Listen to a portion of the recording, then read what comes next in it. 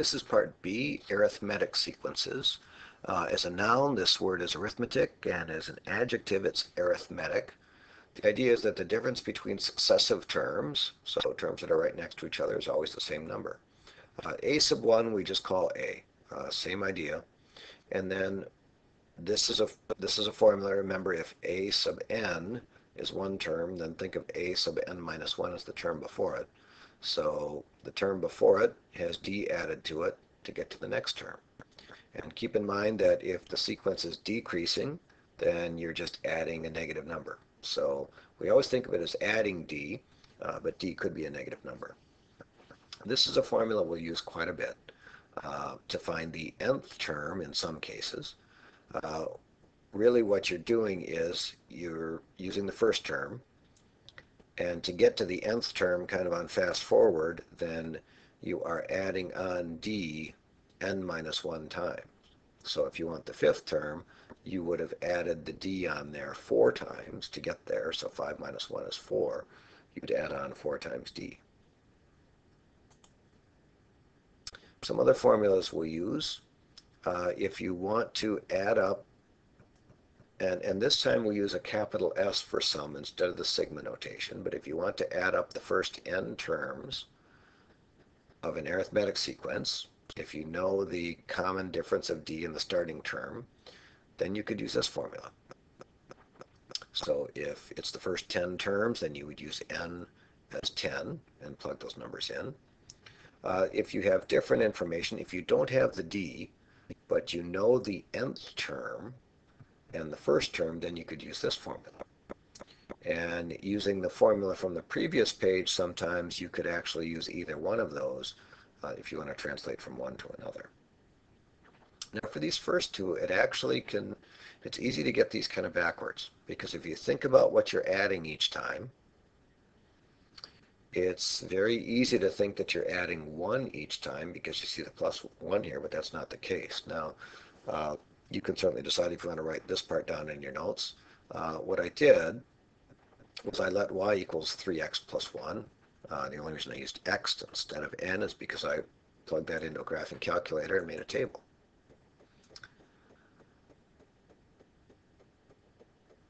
And now I use negatives here. Usually we'd use n equals 1, 2, 3, but these terms are going up by 3.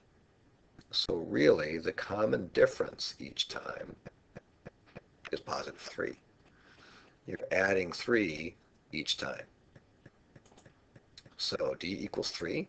And now the first 4 terms, remember with the graphing calculator, I just started from negative 3 to 3. But for the first 4 terms, you would consider the first n to be 1. So 3 times 1 is 3 plus 1 is 4. Then you're adding 3 each time. And we see those numbers here. Similar situation here. So think about what the d is.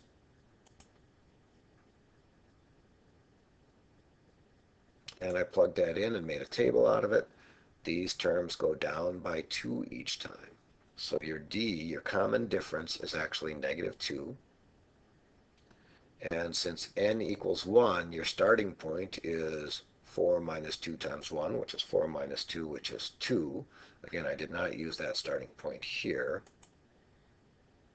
but I did use it for the common difference of 2. And the first 4 terms, 2, 0, negative 2, negative 4.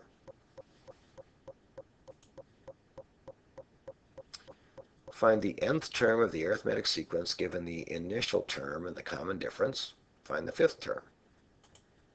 And I'd just like you to write in that the fifth term notationally is a sub 5. Here's where we'll use that general formula again from the very beginning, that a sub n equals the first term plus adding the common difference n minus 1 times. So we'll just plug those things in. And when we say find the nth term, it's really, it looks more like a formula than what you might consider to be an answer at that time. So a is 6. Now I just did a flip-flop on these. D is negative 2 times n minus 1. And we'll just clean up whatever algebra we can. Okay, so we can make that formula a little bit simpler by distributing. and collecting terms. So when we say find the nth term, this is what we really mean. A sub n equals. That way we have a formula. So whatever term you want, in this case the fifth term, just plug in n equals 5 and finish up the arithmetic. 8 minus 10 is negative 2. So this is a formula so that we could find the 15th term or the 17th term much faster than if we wrote them all out. Got another example just like that, same instructions. Find the general term, the nth term, a sub n, and then plug 5 into that to get the fifth term. So we'll start with our same general formula. A sub n equals a plus n minus 1 times d. A and d just happen to be the same. And with a little algebra, we can simplify that. Now, something we'll be real careful with, and I did not do it in this step, we have to be careful that n is not underneath the square root. So when I distribute that square root of 2, I have to be careful about that. Now here we have the square root of 2 and negative the square root of 2. They will cancel out.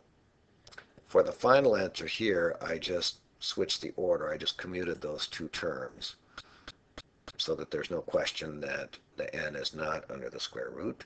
And then it's real simple for the fifth term, a sub 5, 5 times the square root of 2. Now another situation that we will have is where we are given the sequence, and we're really asked to do the same things. We're asked to find a sub n and then a specific term. And so now we have to extract a little information here. A is the first term, so a is 5.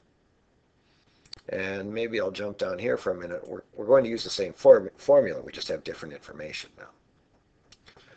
Well, we're getting the information in a different way, I should say. Now be careful, the common difference here, since these are going down by 5, the common difference is negative 5. It's important that we get the sign on that correct. So we plug those in, 5 for A, negative 5 for D, and again I put that in front. Little distributive property, clean up the arithmetic. Once we've got that, it's awful quick to plug in whatever term is specified. This time it's the 9th term. So a sub 9, 10 minus 5 times 9, which should be 10 minus 45 for negative 35. Now the next one, we're given some different information, given information in a different way again. Find the first term and the common difference. We know it's arithmetic. A recursive formula for the sequence. Well, we'll definitely take that in pieces. And you'll think about, different people think about this in different orders, but for arithmetic sequence, this is our formula. The tricky part here is we weren't given the n, and we weren't given the d, and we weren't given the a. And so what worked before was to find a and d and plug those in. Well, I know this, if the 8th term is 4, then I'll turn that into something that looks a little more like what we have. A sub 8 equals 4. Now, it's also important that if we're talking about a sub 8 equaling 4, this n minus 1 is involved here somewhere. Well, n minus 1 is 7. Now we'll do the same thing here. A sub 18 is negative 9. And if we're talking about a sub 18, then n is 18. N minus 1 would be 17. I'm going to pull that formula down over here. And let's see. If a sub 8 is 4, I'm going to replace that with 4. I still don't know what a is, and I still don't know what d is. But if we're talking about a sub 8 equaling 4, then n minus 1 is 7. So 4 equals a plus 7d. Now I can do that again with this information. A sub n is a sub 18, which equals negative 96. It's the same a, it's the same first term for the sequence, and it's the same d, but this time it's plus 17d. And you might have a moment of recognition here that from the same sequence we have two equations with two variables. So if we have two equations with two variables, we can solve that as a system of equations. If you want to substitute, you could solve both these for a, set them equal to each other. You could set one equal for a, plug it in. I think I'll multiply that bottom equation by negative 1.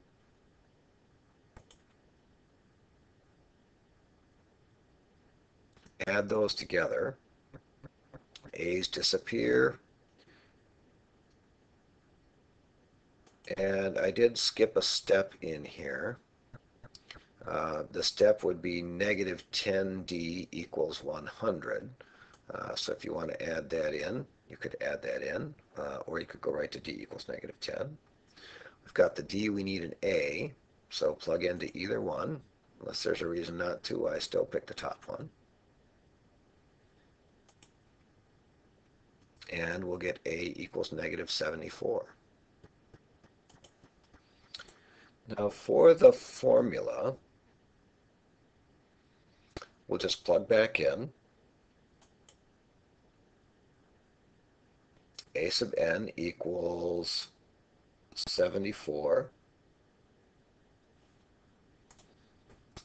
A little quick editing there. That should have been a equals positive 74. So we'll plug that in. A equals 74. D equals negative 10. And we'll clean up that algebra. So here's a formula, but it's not recursive. That's a formula for the nth term. Really, the recursive formula might seem like it's going to be more complicated to get, but it really isn't in one sense. The recursive formula is that for any term, we take the term before it and add negative 10, because d is negative 10. And that's the same as subtracting 10. So there's our recursive formula. That's the formula for the nth term. Now to find the sum, one thing to recognize right away is our n is not specified. So since there is no number of terms specified, the sum will actually be a formula. We need to know that a is 7, or we're given, we can interpret that a is 7, and these are going up by 5 each time. So d equals 5. So if we have an a and a d and we need a sum, this is our formula. And again, no number for n is specified. And so n will stay n. We'll plug in a equals 7 and d equals 5. And again, I usually pull that d in front pretty quickly. We'll distribute and multiply.